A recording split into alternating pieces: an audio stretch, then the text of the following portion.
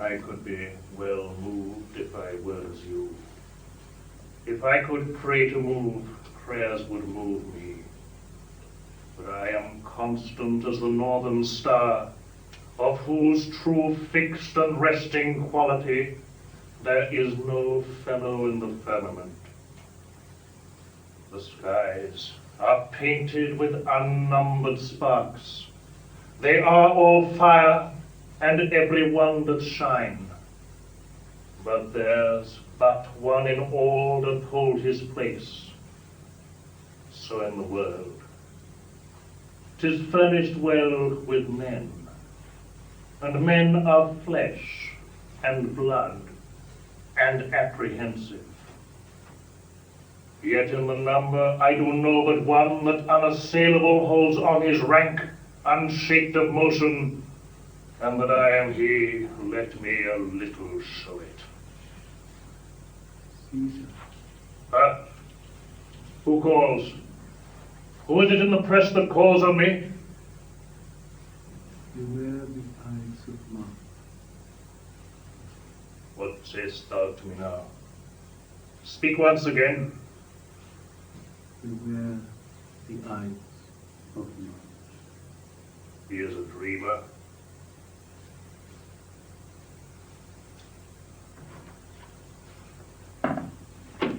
Julius Caesar is a play about political struggle and political ambition. When it opens, Caesar is at the height of his power, returned to the capital after new triumphs on the battlefield, triumphs that have brought to an end a bloody civil war. And yet not all in Rome welcome his victories. For though the common people see in them only the greater glory of the Republic, there are those who fear that Caesar's triumphs will raise him to a new and dangerous apex of personal ascendancy. Wherefore rejoice? What conquest brings he home? What tributaries follow him to Rome to grace in captive bonds his chariot wheels? You blocks! You stones! You worse than senseless things! Oh, you hard hearts! You cruel men of Rome! Knew you not Pompey? Many a time and oft have you climbed up to walls and battlements, to towers and windows, yea, to chimney tops, your infants in your arms, and there have sat the livelong day in patient expectation to see great Pompey pass the streets of Rome. And when you saw his chariot but appear, had you not made an universal shout that Tiber trembled underneath her banks to hear the replication of your sounds made in her concave shores? And do you now put on your best attire? And do you now call out a holiday? And do you now strew flowers in his way that comes in triumph over Pompey's blood? Be gone! Run to your houses, fall upon your knees. Pray to the gods to intermit the plague that needs must light on this ingratitude.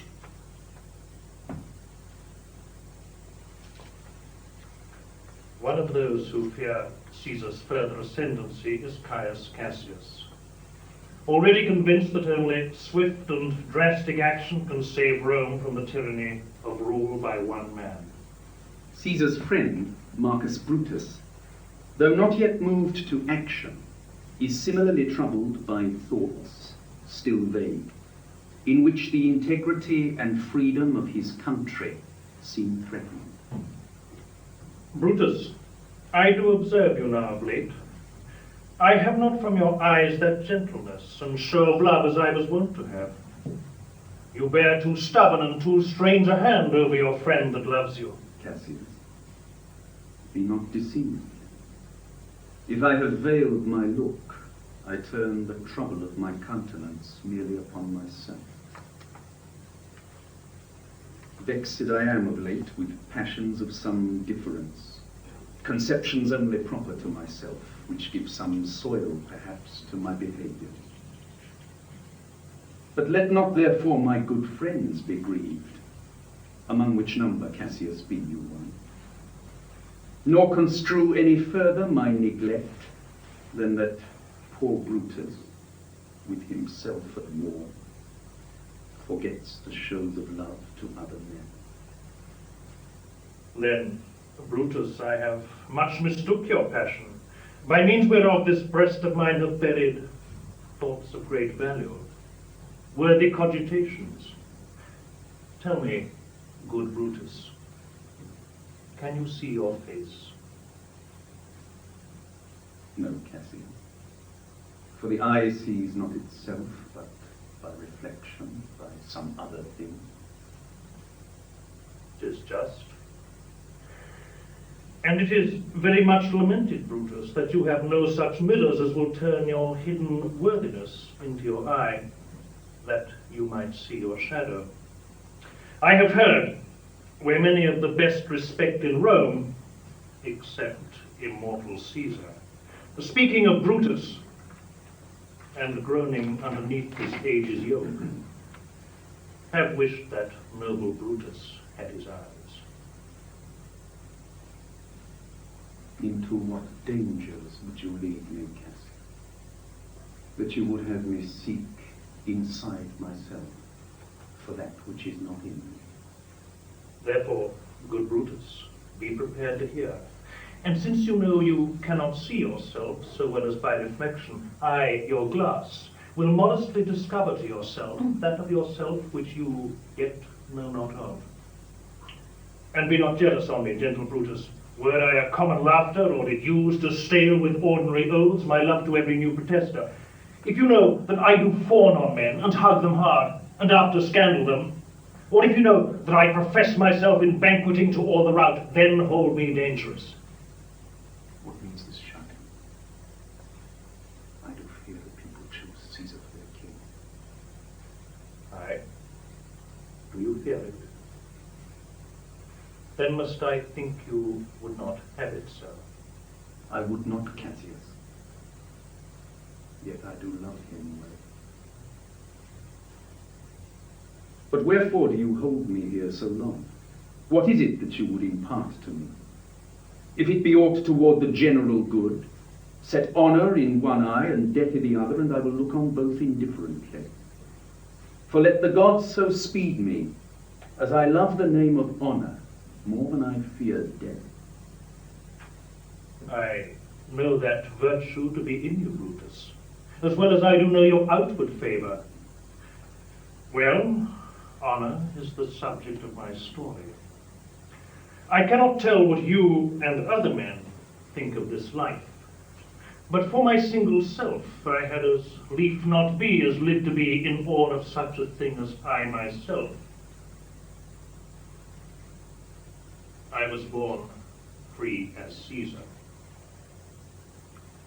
So were you. We both have fed us well, and we can both endure the winter's cold as well as he.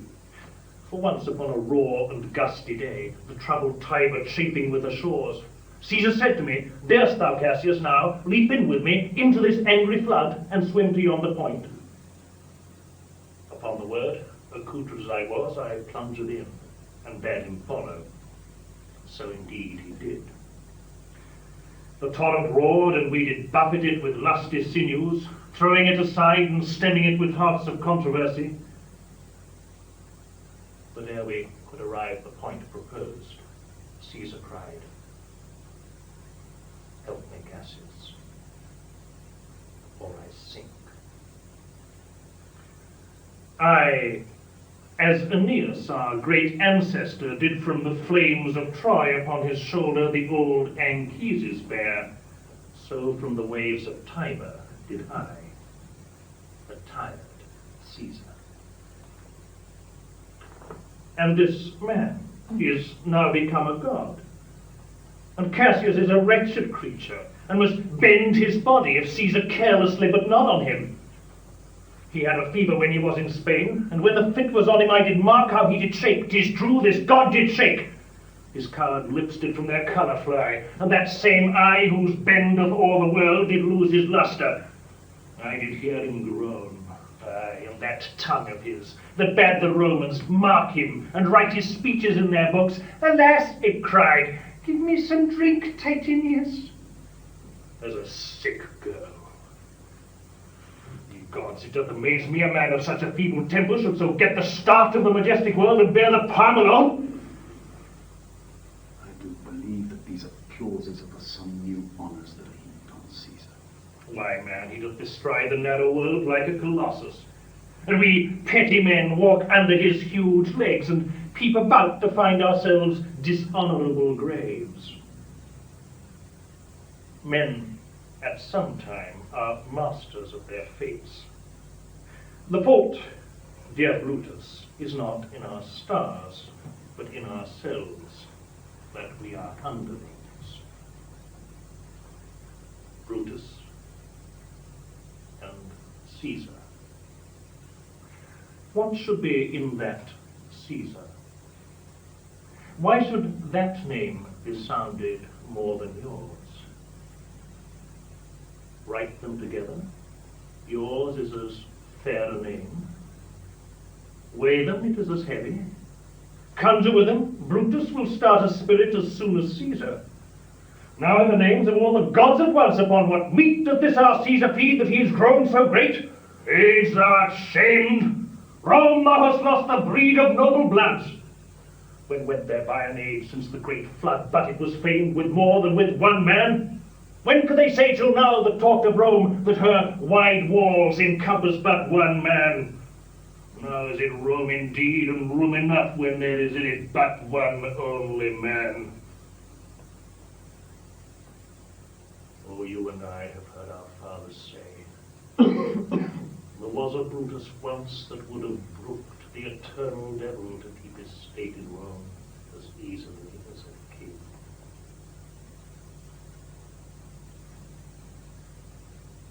That you do love me, I am nothing jealous.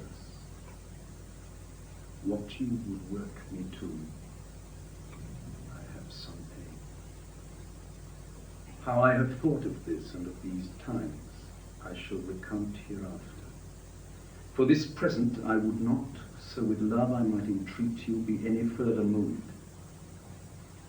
What you have said I will consider. What you have to say I will with patience hear, and find a time both meet to hear and answer such high things. Till then, my noble friend, chew upon this. Brutus had rather be a villager than repute himself a son of Rome, under these hard conditions as this time is like to lay upon us.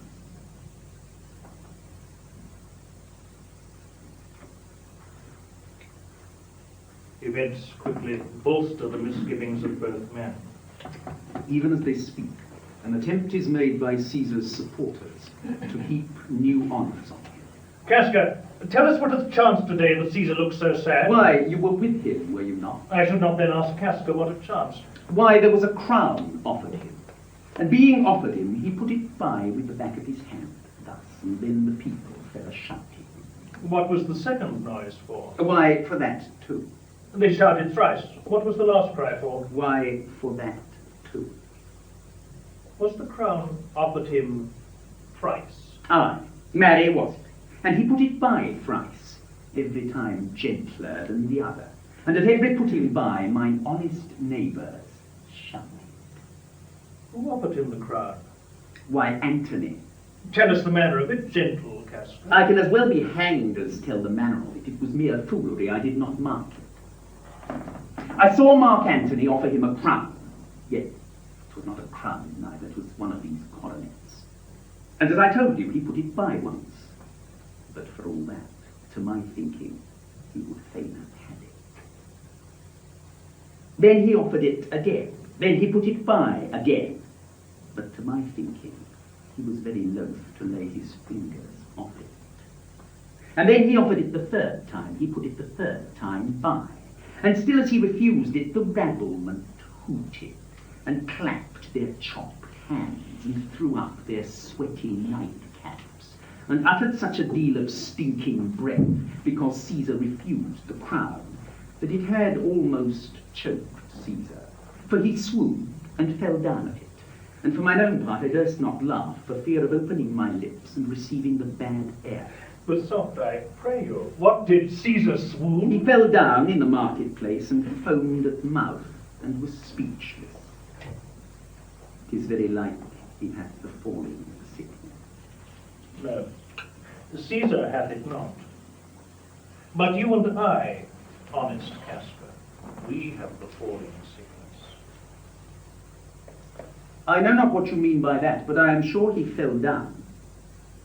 If the tag-rag people did not clap him and hiss him, according as he pleased and displeased them, as they used to do the players in the theatre, I am no true man. What said he when he came unto himself? Marry, before he fell down, when he perceived the common herd was glad he refused the crown, he plucked me ope his doublet and offered them his throat to cut. And I had been a man of any occupation, if I would not have taken him at a word, I would not go to hell among the rogues. And so he fell. When he came to himself again, he said, if he had done or said anything amiss, he desired their worships to think it was his infirmity. 3 or 4 wenches, where I stood, cried, alas, good soul, and forgave him with all their hearts. But there's no heed to be taken of them. If Caesar had stabbed their mothers, they would have done no less. Brutus is persuaded to join the conspiracy against Caesar, and it is agreed that Caesar will be killed in the Capitol on the morning of the Ides of March. But Brutus's reasons for joining the conspiracy are not those of Cassius or Casca, and almost immediately strong differences between the men and their motives threaten their success. I think it is not meet Mark Antony, so well beloved of Caesar, should outlive Caesar. We shall find of him a shrewd contriver, and you know his means, if he improve them, may well stretch so far as to annoy us all, which to prevent, let Antony and Caesar fall together. Our course will seem too bloody, Caius Cassius, to cut the head off and then hack the limbs, like wrath in death and envy afterwards. For Antony is but a limb of Caesar. Let us be sacrificers, but not butchers, Caius. We all stand up against the spirit of Caesar, and in the spirit of men there is no blood. Oh, that we then could come by Caesar's spirit and not dismember Caesar. But alas, Caesar must bleed for it. And gentle friends, let's kill him boldly, but not wrathfully. Let's carve him as a dish fit for the gods, not hack him as a carcass fit for hounds. And let our hearts, as subtle masters do, stir up their servants to an act of rage. Laughter seem to chide them. This shall make our purpose necessary and not envious, which so appearing to the common eyes, we shall be called perjurers, not murderers. And for Mark Antony, think not of him, for he can do no more than Caesar's arm when Caesar's head is off.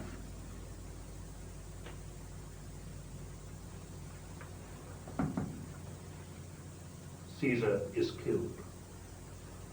And in the confusion that follows his death, it appears at first that the conspirators have won the support of the citizens of Rome.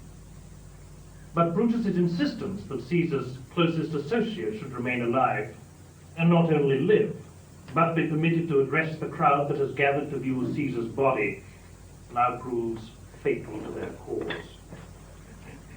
For the Roman commons are swayed in the end, not by the fanatical sincerity of Cassius, nor by Brutus's high sense of duty and honor, but by the rhetoric of Mark Antony.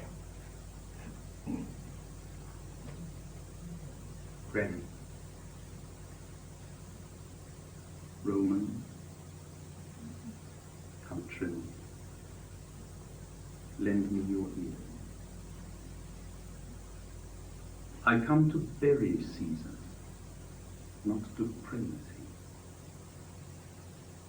The evil that men do lives after them. The good is oft interred with their bones. So let it be with Caesar. The noble Brutus hath told you, Caesar was ambitious.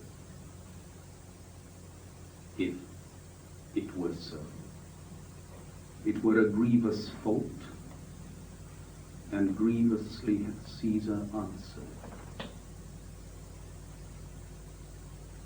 Here, under leave of Brutus and the rest, for Brutus is an honourable man, so are they all honourable men. Come I to speak in Caesar's funeral.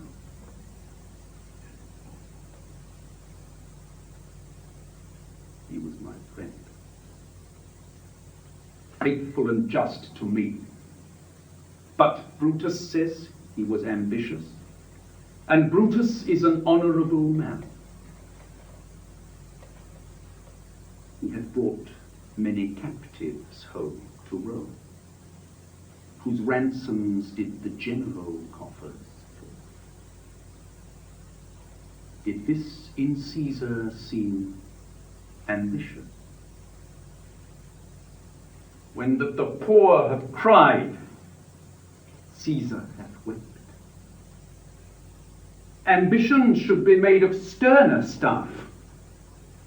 Yet Brutus says he was ambitious. And Brutus is an honourable man.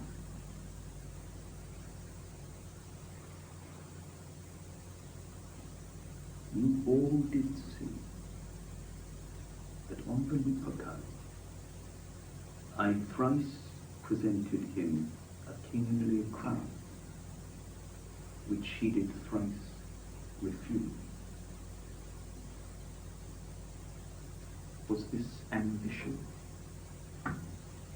Yet Brutus says he was ambitious, and sure, he is an honourable man. I come not to disprove what Brutus spoke, but here I am to speak what I do know.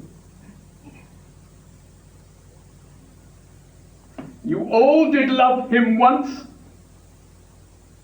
not without cause. What cause, therefore, withholds you now to mourn for him? O judgment, thou art fled to brutish beasts, and men have lost their reason. Bear with me. My heart is in the coffin there with Caesar, and I must pause till it come back to me. If thou consider rightly of the matter, Caesar has had great wrong. He would not take the crown, therefore 'tis certain he was not ambitious. But yesterday, the word of Caesar might have stood against the world. Now lies he there, and none so poor to do him reverence. Oh, masters, if I were disposed to move your hearts and minds to mutiny and rage, I should do Brutus wrong, and Cassius wrong, who, as you know, are honourable men. I will not do them wrong. I rather choose to wrong the dead, to wrong myself and you, than I will wrong such honourable men. But here's a parchment with the seal of Caesar. I found it in his closet. 'Tis his will. Let But the commons hear this testament, which, pardon me, I do not mean to read. And they would go and kiss dead Caesar's wounds, and dip their napkins in his sacred blood, yea, beg a hair of him for memory, and dying mention it within their wills, bequeathing it as a rich legacy unto their issue. We'll hear the will. Read it, Mark Antony. The will, the will. We will hear Caesar's will. Have patience, gentle friends. I must not read it. It is not meet, you know, how Caesar loved you. You are not wood, you are not stones, but men. And being men, hearing the will of Caesar, it will inflame you. It will make you mad. 'Tis good you know not that you are his heir. For if you did, oh, what would come of it? Read the will. We'll hear it, Antony. You shall read us the will. Caesar's will. Will you be patient? Will you stay a while? I have o'ershot myself to tell you of it. I fear I wrong the honourable men whose daggers have stabbed Caesar. I do fear them. They were traitors. Honourable men. They were villains, murderers. The will. Read the will. You will compel me then to read the will.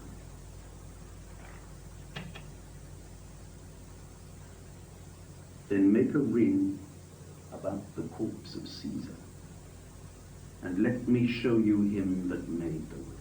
Stand from the hearse. Stand from the body. Press not so upon me. Stand far back. Stand back. Room. Bear back. If you have tears, prepare to shed them now.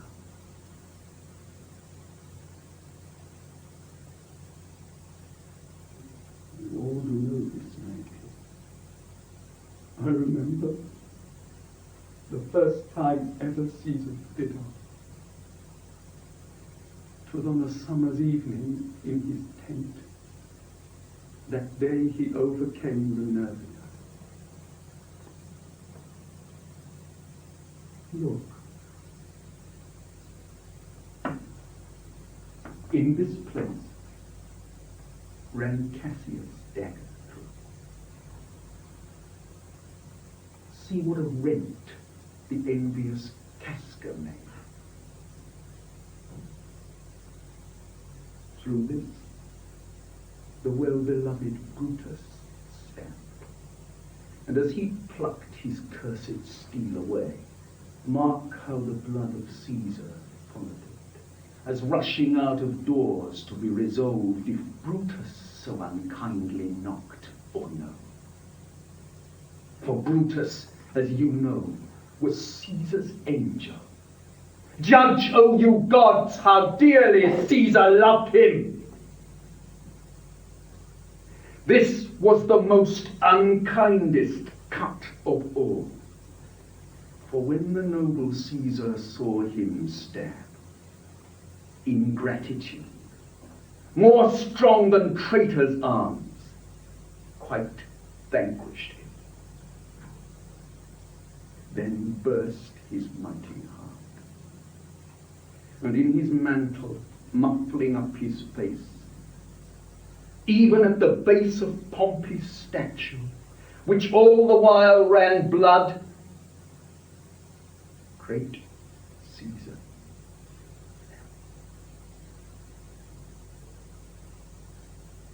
Oh, what a fall was there, my country. Then I, and you, and all of us fell down, whilst bloody treason flourished over us. Ah, now you weep, and I perceive you feel the dint of pity. These are gracious drops. Kind souls, what weep you when you but behold our Caesar's vesture wounded? Look you here.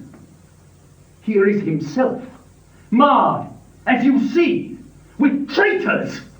Oh, piteous spectacle. O noble Caesar! O woeful day! O traitors! Villains! O most bloody sight, we will be revenged! Revenge about seek, burn, fire, kill, slay! Let not a traitor live day, countrymen! Peace there. Hear the noble Antony. We'll hear him. We'll follow him. We'll die with him. Good friends, sweet friends, let me not stir you up to such a sudden flood of mutiny. They that have done this deed are honourable. What private griefs they have, alas, I know not that made them do it. They are wise and honourable, and will no doubt with reasons answer you. I come not, friends, to steal your hearts away. I am no orator, as Brutus is, but as you know me all, a plain, blunt man, that love my friend, and that they know full well that gave me public leave to speak of him. For I have neither wit, nor words, nor worth, action, nor utterance, nor the power of speech to stir men's blood. I only speak right on. I tell you that which you yourselves do know. Show you sweet Caesar's wounds, poor dumb mouths, and bid them speak for me. But were I Brutus, and Brutus Antony, there where an Antony would ruffle up your spirits, and put a tongue in every wound of Caesar, that should move the stones of Rome to rise and mutiny. We'll mutiny. We'll burn the house of Brutus. Away then! Come seek the conspirators. Hear me, countrymen, yet hear me speak. Be so. Hear Antony, most noble Antony. My friends, you go to do you know not what. Wherein had Caesar thus deserved your loves? Alas, you know not. I must tell you then. You have forgot the will I told you of. Most true, the will. Let's stay and hear the will. Here is the will. And under Caesar's seal, to every Roman citizen he gives, to every several man, 75 drachmas. Most noble Caesar! We'll revenge his death! O royal Caesar! Hear me with patience. Peace. Moreover, he hath left you all his walks, his private arbours, and new planted orchards on this side Tiber. He hath left them you and to your heirs forever, common pleasures to walk abroad and recreate yourselves. Here was a Caesar! When comes such another? Never! Never! Come away, away! We'll burn his body in the holy place, and with the brands fire the traitors' houses. Take up the body, go fetch fire, pluck down benches, pluck down boards, windows, anything! Now let it work. Mischief thou art afoot. Take thou what course thou wilt. Octavius is already come to Rome. Where is he? He and Lepidus are at Caesar's house. And thither will I straight to visit him. He comes upon a wish. Fortune is merry, and in this mood will give us anything.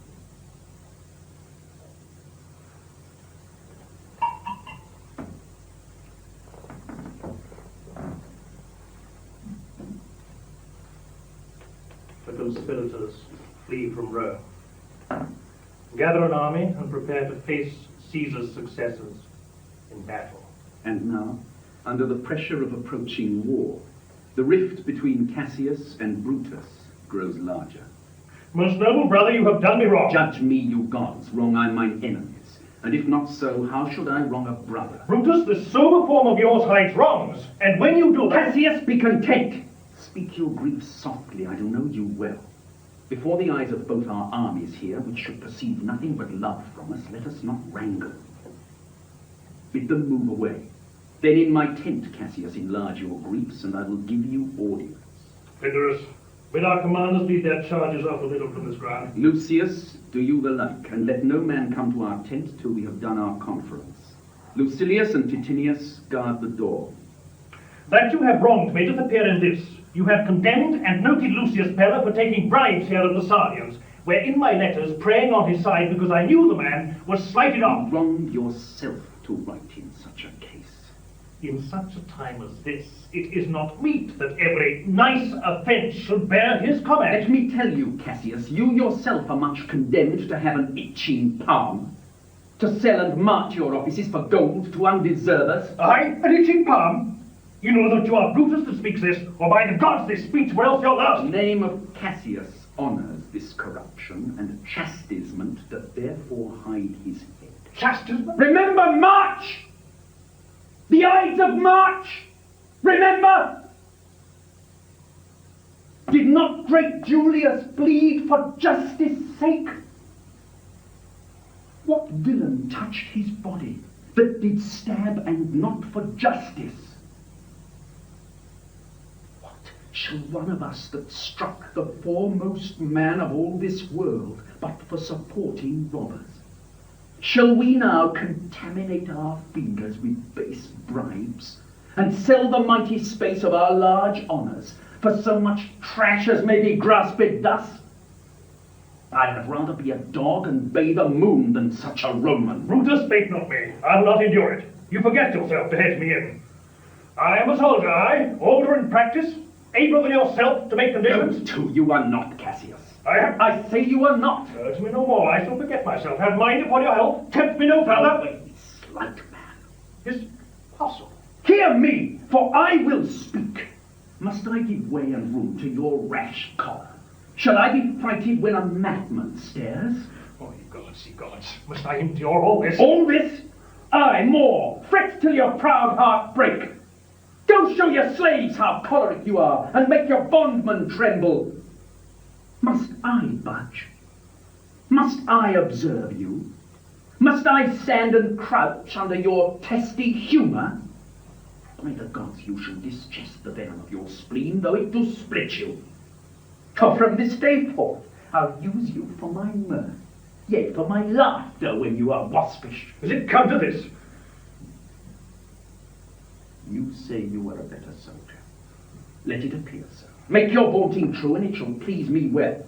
For mine own part, I shall be glad to learn of noble men. You wrong me every way. You wrong me, Brutus. I said an elder soldier, not a better. Did I say better? You did, I care not. When Caesar lived, he durst not thus have moved him. Peace, you durst not so have tempted him. I durst not? No. What, durst not tempt him? For your life, you durst not. Do not presume too much upon my love. I may do that I shall be sorry for. You have done that you should be sorry for. There is no terror, Cassius, in your threats. For I am armed so strong in honesty that they pass me by as the idle wind which I respect not. I did send to you for certain sums of gold, which you denied me. For I can raise no money by vile means. By heaven, I had rather coin my heart and drop my blood for drachmas than to wring from the hard hands of peasants their vile trash by any indirection. I did send to you for gold to pay my legions, which you denied me. Was that done like Cassius? Would Marcus Brutus have answered Caius Cassius so?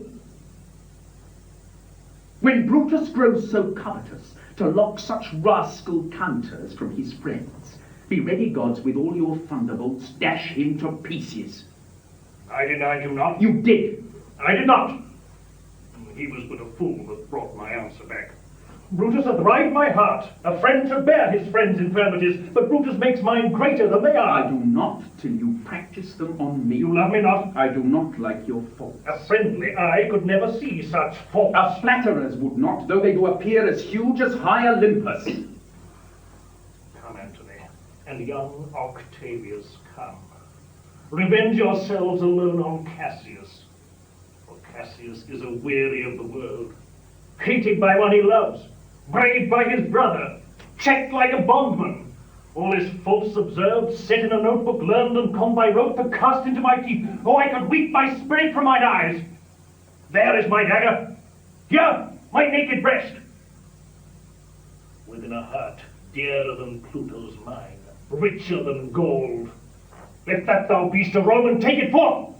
Strike, as thou didst at Caesar. For I know when thou didst hate him worse, thou lovest him better than ever thou lovest Cassius.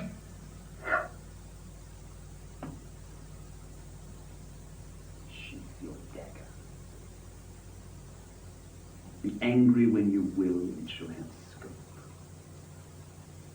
Do what you will. Dishonor shall be human.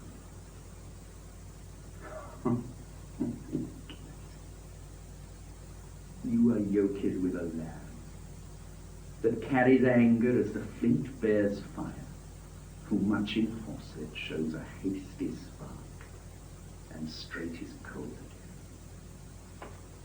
Hath Cassius lived to be but mirth and laughter to his Brutus, when grief and blood ill-tempered vexeth him? When I spoke that, I was ill-tempered too. Do you confess so much? Give me your hand. And my heart too. Oh, Brutus, What's the matter? have you not love enough to bear with me when that rash humour which my mother gave me makes me forgetful? Yes, Cassius, and from henceforth, when you are over earnest with your Brutus, he'll think your mother chides and leave you so. The forces led by Brutus and Cassius camp opposite the armies commanded by Mark Antony and by Caesar's great nephew and adopted son Octavius on the plains of Philippi. Octavius, lead your battle softly on upon the left hand of the even field. Upon the right hand eye, keep thou the left. Why do you cross me in this exigence? I do not cross you, but I will do so. On the morning of battle, Cassius and Brutus are briefly united in the face of common danger. Our most noble Brutus, the gods today stand friendly that we may, lovers in peace, lead on our days to age. But since the affairs of men rests still uncertain, let's reason with the worst that may befall. If we do lose this battle, then is this the very last time we shall speak together. What are you then determined to do? Even by the rule of that philosophy by which I did blame Cato for the death which he did give himself. I know not how, but I do find it cowardly and vile for fear of what might befall, so to prevent the time of life. Arming myself with patience to stay the providence of some high powers that govern us below. Then, if we lose this battle, you are content to be led in triumph through the streets of Rome? No, Cassius. No. Think not, thou noble Roman, that ever Brutus will go bound to Rome. He bears too great a mind. But this same day must end that work the Ides of March begun. And whether we shall meet again, I know not. Therefore, our everlasting farewell take. Forever and forever. Farewell, Cassius. If we do meet again, why we should smile. If not, why, this parting was well made. Forever and forever, So farewell, Brutus. If we do meet again, we'll smile indeed. If not, 'tis true this parting was well made. Both are defeated, both end their lives on their own sword. In victory, the new rulers of the empire can afford to display, toward Brutus at least, a certain magnanimity. This was the noblest Roman of them all. All the conspirators, save only he, did what they did in envy of great Caesar. He only, in a general honest thought and common good to all, made one of them. His life was gentle, and the elements so mixed in him that nature might stand up and say to all the world, this was a man. According to his virtue, let us use him with all respect and rites of burial. Within my tent his bones tonight shall lie, most like a soldier, ordered honorably. So call the field to rest, and let's away to part the glories of this happy day.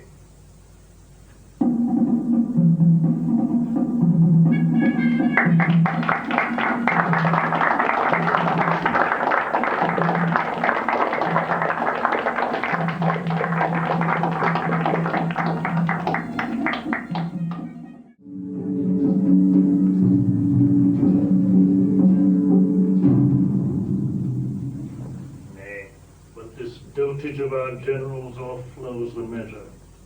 Those his goodly eyes that o'er the files and musters of the war have glowed like plated Mars, now bend, now turn the office and devotion of their view upon a tawny front. His captain's heart, which in the scuffles of great fights hath burst the buckles on his breast, reneges all temper, and is become the bellows and the fan to cool a gypsy's lust. Take but good note, and you shall see in him the triple pillar of the world transformed into a strumpet's fool. News, my good lord, from Rome? Let Rome and Tiber melt, and the wide arch of the ranged empire fall. Here is my spring.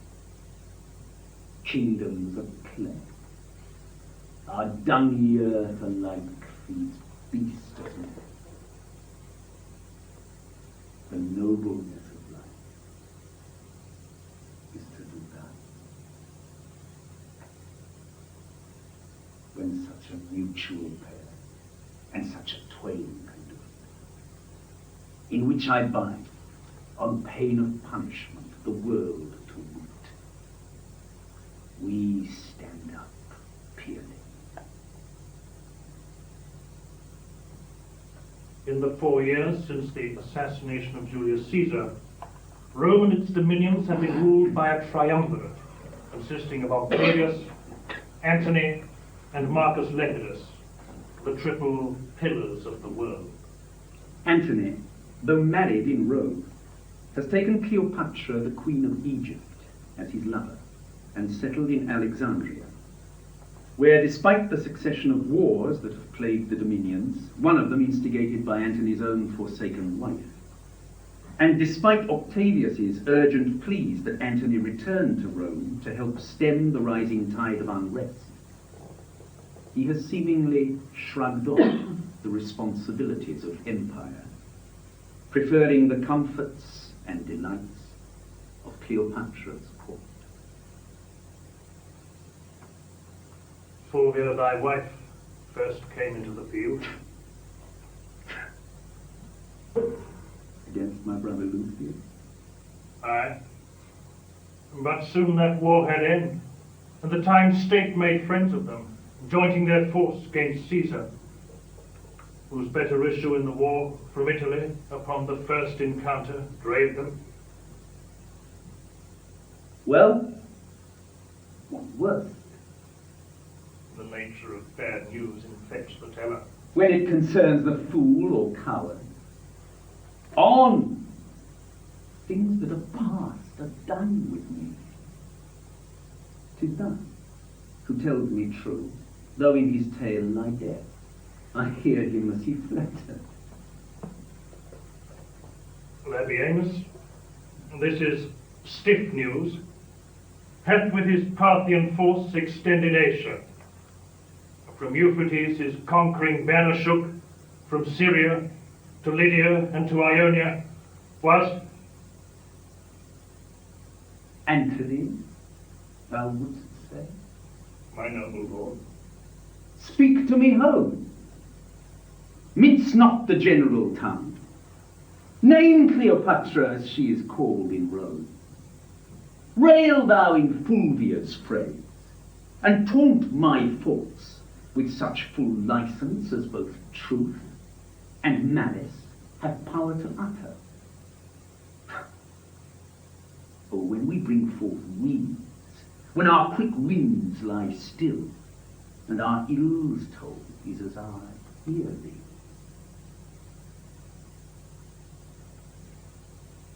Strong Egyptian, better than us break, or lose myself in temptation.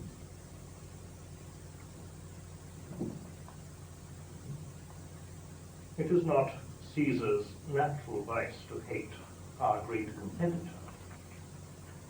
From Alexandria, this is the news. He fishes, drinks, and wastes the lamps of night in revel. Is not more manlike than Cleopatra, nor the queen of Ptolemy more womanly than he. Hardly gave audience, or vouchsafed to think he had partners. You shall find there a man who is the abstract of all faults that all men follow.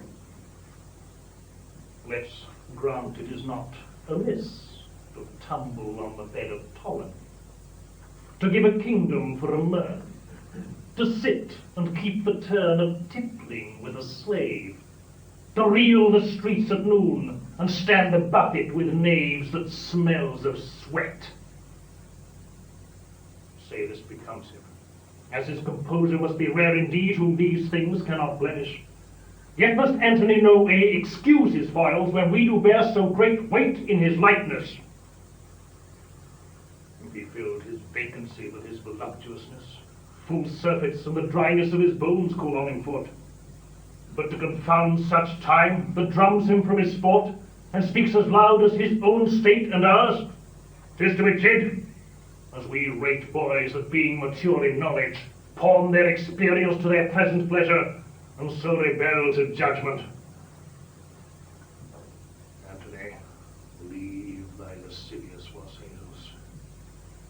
When thou once was beaten from Modena, where thou slewest Hirtius and Pansa, at thy heels did famine follow, who thy faults debased, though daintily brought up with patience more than savages could suffer. Thou didst drink the stale of horses, and the gilded puddle which beasts would covet.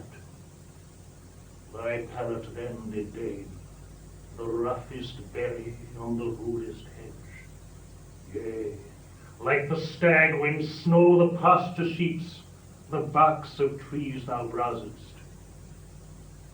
On the Alps, it is reported thou didst eat strange flesh,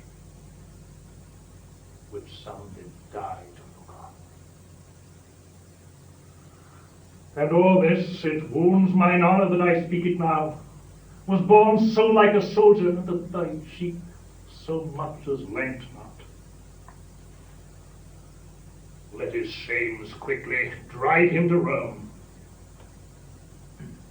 Shamed finally by the taunts of his countrymen, as well as by fears that his long absence from Rome and Octavius's own burgeoning ambitions could cost him his third of the empire, Antony leaves Cleopatra and journeys to the capital.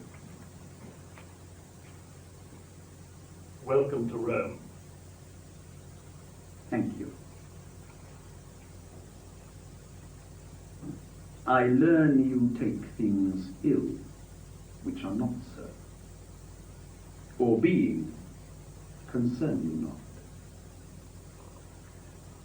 I must be laughed at, if for nothing or a little I should say myself offended, and with you, chiefly in the world.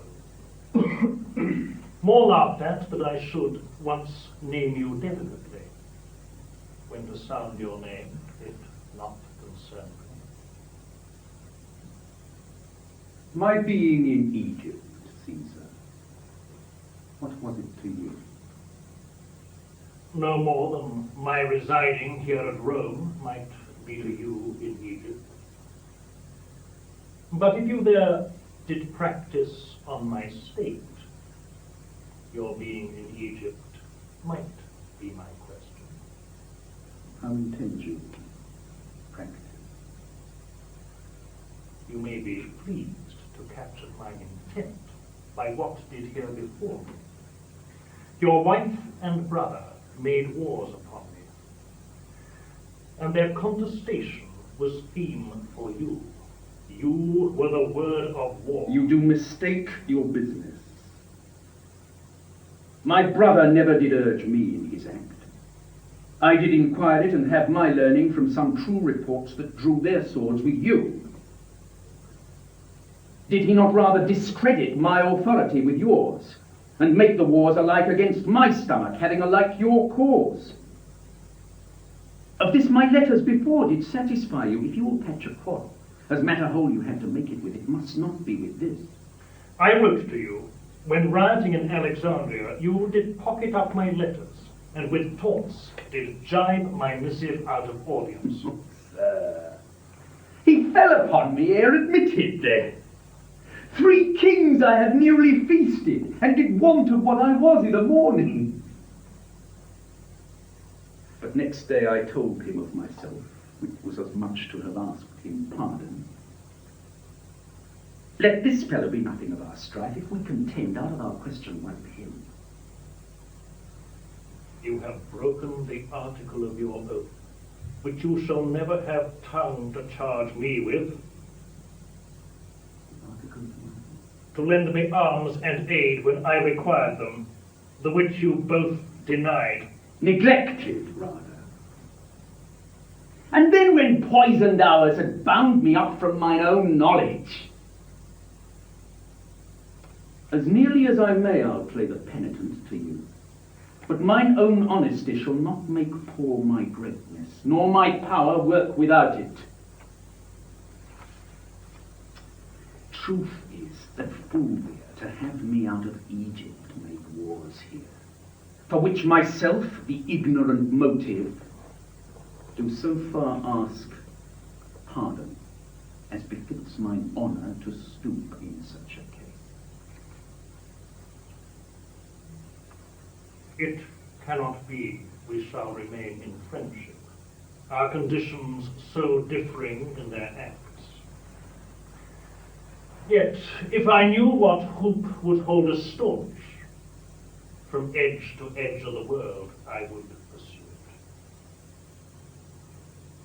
it. Antony's wife is dead. In an attempt to cement a truce between them, Octavius offers his own sister to Antony in marriage, and Antony accepts. And yet, the strong fascination which Cleopatra exercises on him remains undiminished. A fascination that Antony's own officers realize must eventually overcome political expedience. Welcome from Egypt, sir. Half the heart of Caesar, worthy myself. You stayed well by in Egypt. Aye, sir, we did sleep day out of countenance, and made night light with drinking. 8 wild boars, roasted whole at a breakfast, and but 12 persons there. Is this true? This was but a fly by an eagle. We had much more monstrous matter of feast, which worthily deserved noting. She's a most triumphant lady. report is well. When she first met Mark Antony, she pursed up his heart upon the river of Kidna. There she appeared indeed, or my reporter devised well, perhaps. I will tell you. The barge she sat in like a burnished throne burned on the water.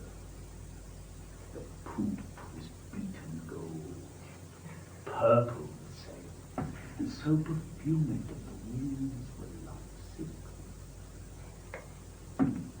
The oars were silver, which to the tune of flutes kept stroke, and made the water which they beat to follow faster, as amorous of their stroke.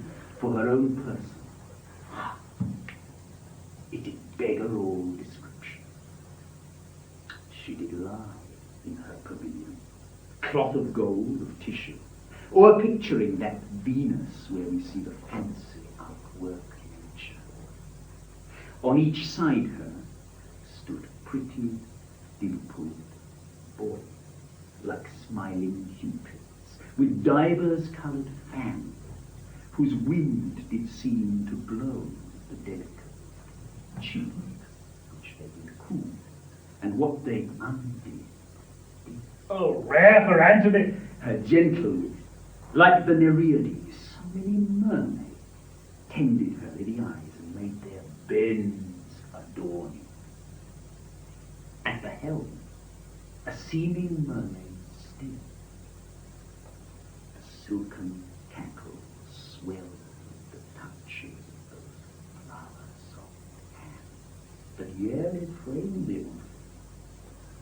From the barge, a strange, invisible perfume hits the sense of the adjacent wall. The city cast her people out upon her. And Antony, enthroned in the marketplace, did sit alone, whistling to the air, which but for vacancy had gone to gaze on Cleopatra too, and left a gap in nature. Rare Egyptian! Upon her landing, Antony sent to her, invited her to supper. She replied, it should be better he became her guest, which she entreated. Our courteous Antony, whom ne'er the word of no woman heard speak, being barbered 10 times o'er, goes to the feast, and for his ordinary, pays his heart for what his eyes eat only. Royal wench. She made great Caesar lay his sword to bed. He ploughed her and she cropped. I saw her once hop 40 paces through the public street, and having lost her breath, she spoke and panted that she did make defect perfection, and breathless power breathe forth. Now Antony must leave her utterly. Never! He will not. Age cannot wither her, nor custom stale her infinite variety. Other women cloy the appetites they feed, but she makes hungry where most she satisfies. Vilest things become themselves in her, that the holy priests do bless her when she is breathing.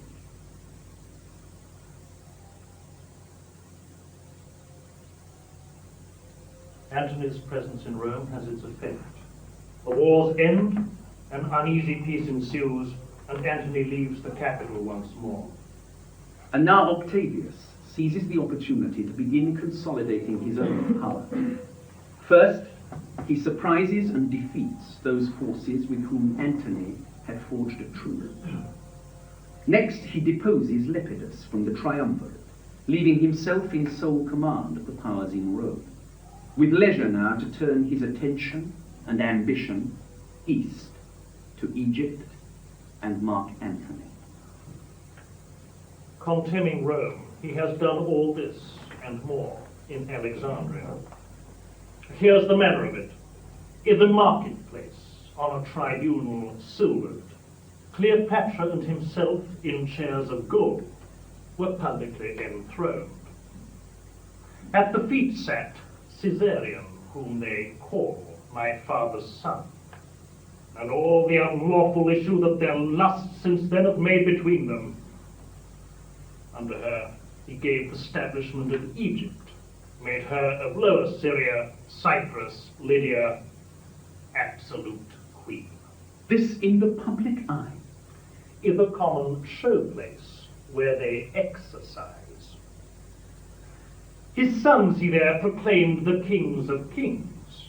Great Media, Parthia, and Armenia he gave to Alexander. To Ptolemy he assigned Syria, Cilicia, and Phoenicia. She, in the habiliments of the goddess Isis, that day appeared, and oft before gave audience, as 'tis reported so. Let Rome be thus informed. The people knows it, and have now received his accusations. Whom does he accuse? Caesar. And that, having in Sicily Sextus Pompeius spoiled, we had not rated him his part of the isle. Then does he say he lent me some shipping, unrestored. Lastly, he frets that Lepidus of the Triumvirate should be deposed, and being that we detain all his relics. Sir, this should be answered. 'Tis done already, and the messenger gone. I have told him Lepidus was grown too cruel, that he his high authority abused, and did deserve his change. For what I have conquered, I grant in part, but then in his Armenia and other of his conquered kingdoms, I demand the like. He'll never yield to that. Nor must not then be yielded to in this. Cleopatra hath nodded him to her. He hath given his empire up to a whore, who now are levying the kings of the earth for war. He hath assembled Bocchus, the king of Libya, Archelaus of Cappadocia, Philadelphus, king of Paphlagonia, the Thracian king, Adarus, King Mortus of Arabia, king of Pont, Herod of Jewry, Mithridates, king of Commagene, Polemon and Amytus, the kings of Mede and Lycaonia, with a more larger list of scepters. But let determined things to destiny hold unbewailed their way. Octavius, now called Caesar, launches a great fleet toward the promontory of Actium. In Egypt, Antony prepares to meet him. We will fight with him by sea. Why will my lord do so? So that he dares us to it. So hath my lord dared him to single fight. Your ships are not well manned. Your mariners are muters, reapers, people engrossed by swift impress. In Caesar's fleet are those that often have gainst Pompey fought. Their ships a year, yours heavy. No disgrace shall fall to you for refusing him at sea, being prepared for land. I see. Most worthy sir, you therein throw away the absolute soldiership you have by land, distract your army, which at most consists of war-marked footmen, leave unexecuted your own renowned knowledge, quite forego the way which promises assurance, and give up yourself merely to chance and hazard from firm security. I fight at sea! At Actium, Cleopatra takes ship and sails out with Antony's fleet to face the forces of Caesar. But at the height of battle, with no decisive advantage yet on either side, Cleopatra turns and flies for safety. Seeing her leave, as though bewitched, Antony, all his generalship forgotten, hoists his own sail and follows her. I never saw an action of such shame. Experience, manhood, honor, ne'er before did violate so itself. The land bids me tread no more upon it. It is a shame to bear.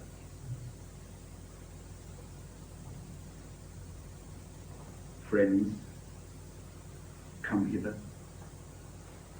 I am so elated in the world that I have lost my way forever. I have a ship laden with gold. Take that, divide it. Fly and make your peace with Caesar. Fly, not we. I have fled myself and have instructed cowards to run and show their shoulders. Friends, be gone.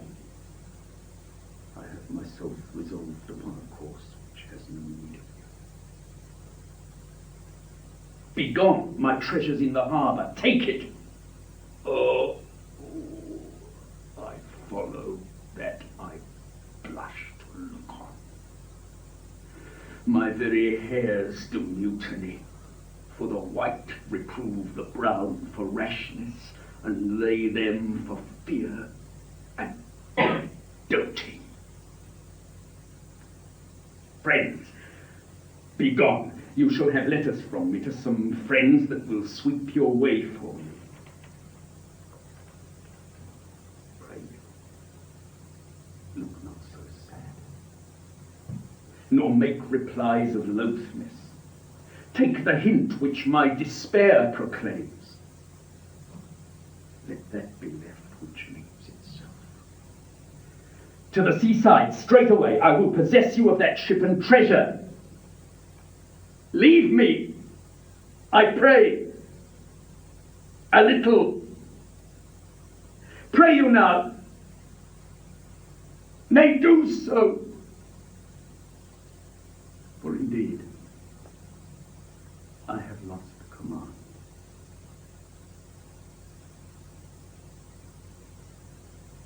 Oh, whither thou let me get you. See how I convey my shame out of thine eye, by looking back what I have left behind, destroyed in dishonor.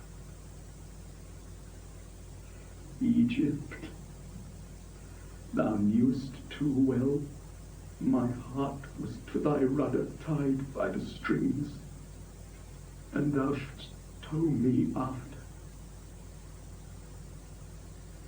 O'er my spirit thy full supremacy thou knewest, and that thy beck might from the bidding of the gods command me.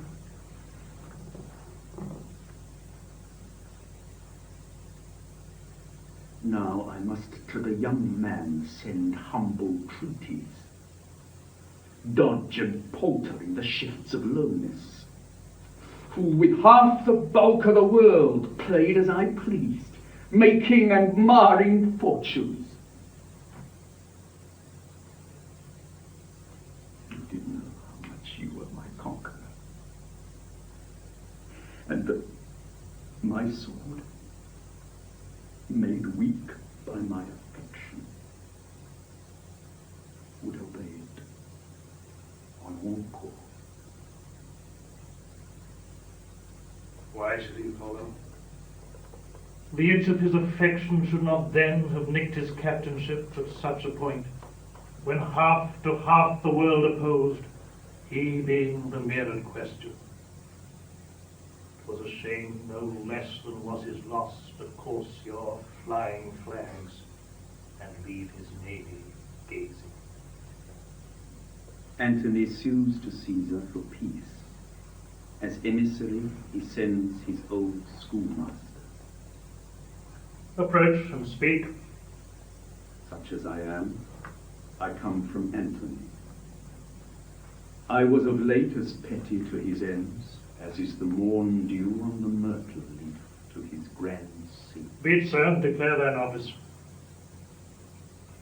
Lord of his fortunes, he salutes thee, and requires to live in Egypt, which, not granted, he lessens his requests, and to thee sues to let him breathe between the heaven and earth, a private man in Athens.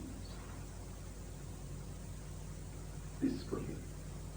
Next, Cleopatra does confess thy greatness, submits her to thy might, and of thee craves the circle of the Ptolemies for her heirs, now hazarded to thy grace.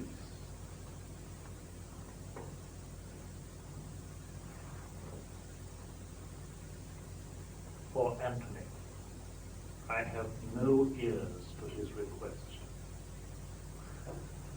The queen of audience nor desire shall fail, so she from Egypt drive her all disgraced friend, or take his life there.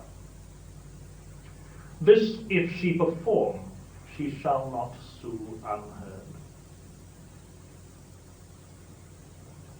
And our terrain is now eclipsed, and it portends alone the fall of Antony.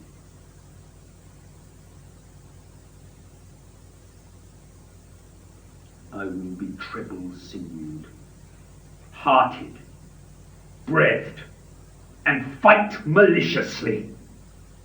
For when mine hours were nice and lucky, men did ransom lives of me for jests. But now I'll set my teeth and send to darkness all who stop me. come, let's have one other gaudy night. Call to me all my sad captains. Fill our bowls once more. Let's mock the midnight bell. He calls me boy, and chides as he had power to beat me out of Egypt. My messenger he hath whipped with rods, dares me to personal combat, Caesar to Antony. Let the old ruffian know I have many other ways to die. Meantime, laugh at his challenge. Let our best heads know that tomorrow, the last of many battles, we mean to fight. Within our files there are, of those that served Mark Antony but late, enough to fetch him in. See it done, and feast the army. We have store to do't, and they have earned the waste. Poor Antony. The next day's battle is fought on land, and the forces of Antony triumph. But on the third day, believing that Caesar will again elect to fight the decisive engagement by sea, and buoyed up by his previous day's fortune, Antony commits the cream of his army once more to the galleys.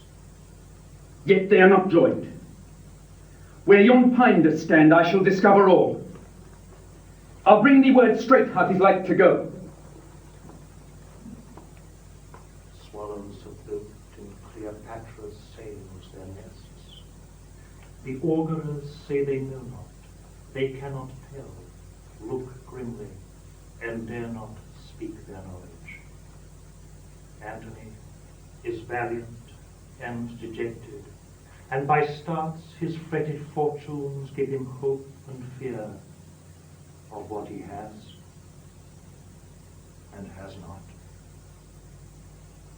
All is lost! This foul Egyptian hath betrayed me! My fleet hath yielded to the foe, and yonder they cast their caps up and carouse together like friends long lost. Triple-turned whore!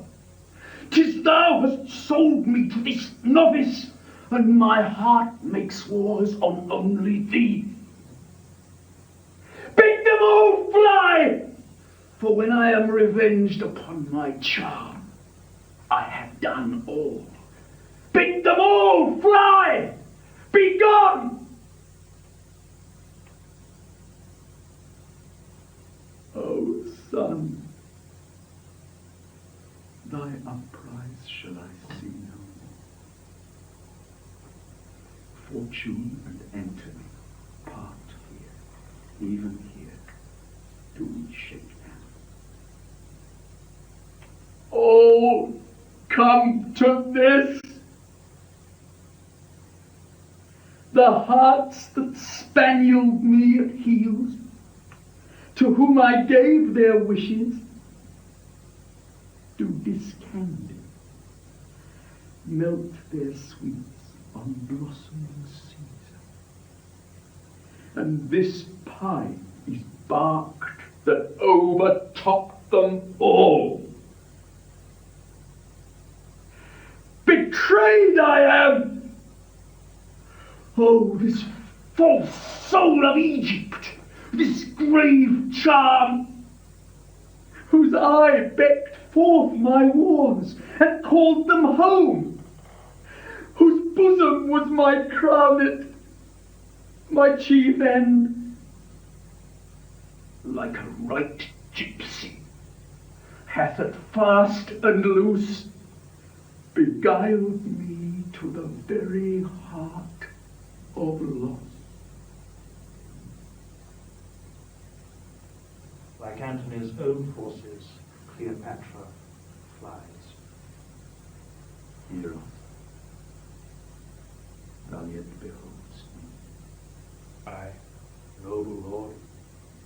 Sometimes we see a cloud that's strange, a vapor sometime like a bear or lion, a towered citadel, a pendant rock, a forked mount, or blue promontory with trees upon it that nod unto the world and mock our eyes with air. Thou hast seen these signs. They are black vespers pageant. Aye, my lord. That which is now a horse, even with a thought the rack dislimns, and makes it indistinct, as water is in water. It does, my lord. My good knave Eros, now thy captive is even such a body. Here I am, Antony, yet cannot hold this visible shape, my name. I made these wars for Egypt and the queen, whose heart I thought I had, for she had mine, which, whilst it was mine, had annexed unto it 1,000,000 more, now lost. She, Eros, has packed cards with Caesar, and false played my glory unto an enemy's triumph. Nay, weep not, gentle Eros. There is left us ourselves to end ourselves. Oh, thy vile lady! She has robbed me of my sword! No, Antony, my mistress loved thee, and her fortunes mingled with thine entirely. Hence, saucy eunuch, peace! She hath betrayed me and shall die the death! Death of one person can be paid but once, and that she has discharged. What thou wouldst do is done unto thy hand. The last she spake was, Antony, most noble Antony. Then in the midst, a tearing groan did break the name of Antony. It was divided between her heart and lips. She rendered life, thy name so buried in her.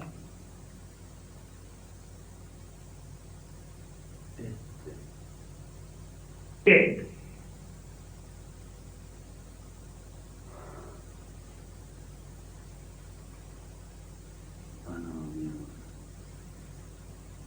The long day's task is done, and we must sleep. Off. Chuck. Off. The sevenfold shield of Ajax cannot keep the battery from my heart. Ah, cleave my sides. Heart, once be stronger than thy continent. Crack thy frailty. Apace, Eros, apace. No more a soldier. Bruise it pieces. Go. You have been nobly born. From me a while.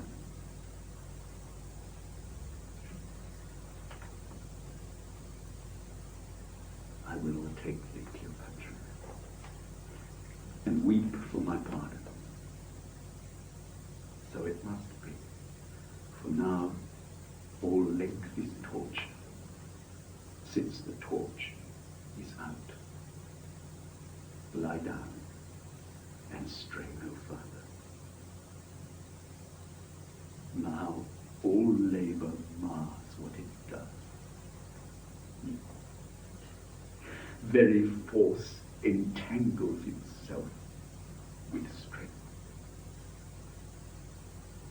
Seal them, and all is done. Eros! I come, my queen. Eros! Stay born. Where souls do catch on flowers, we'll hand in hand, and with our sprightly port, make the ghosts gay. Dido and her Aeneas shall want troops, and all the haunt be ours. Come, Eros! Eros! What would my lord? Since Cleopatra died, I have lived in such dishonor that the gods detest my baseness.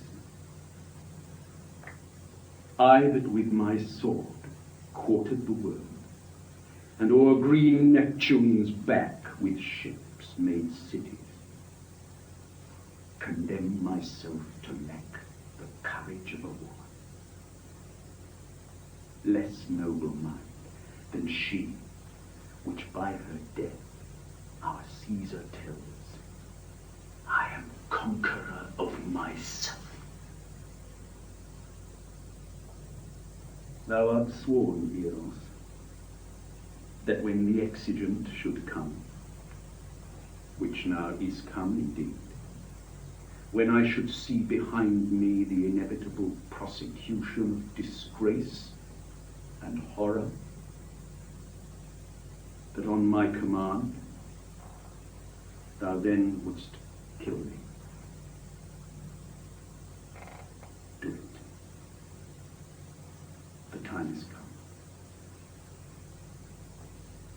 Thou strikest not me. 'Tis Caesar thou defeatest.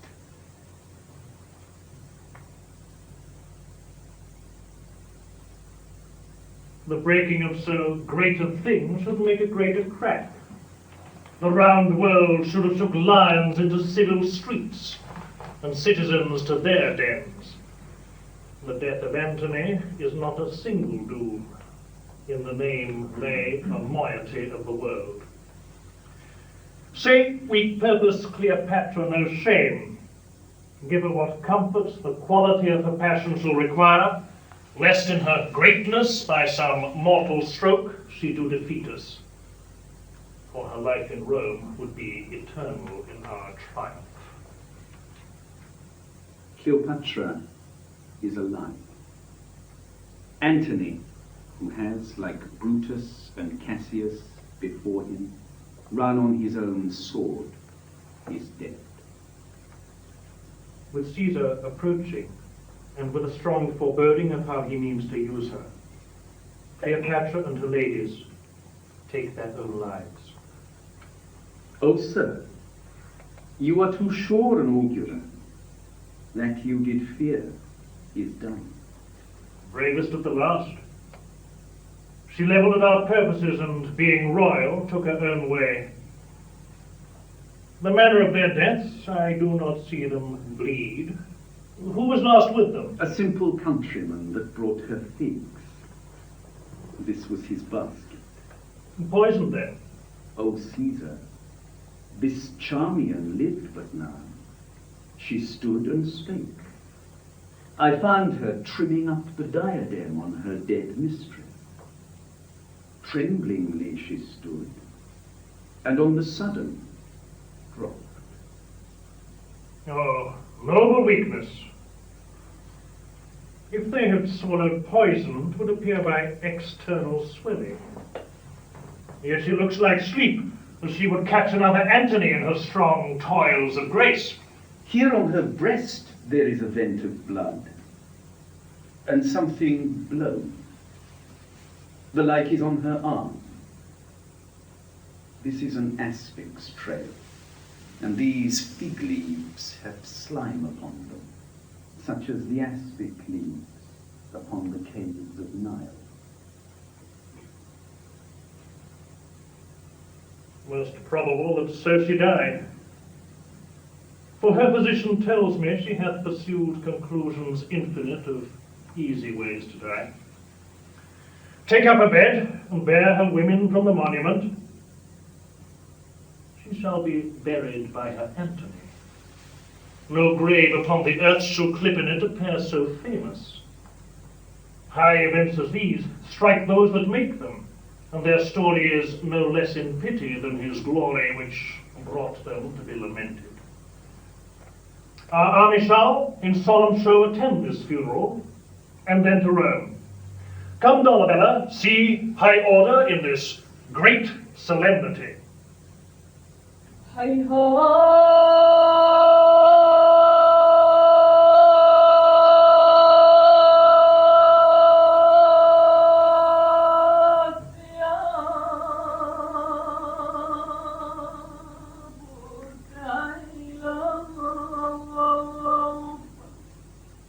Idea.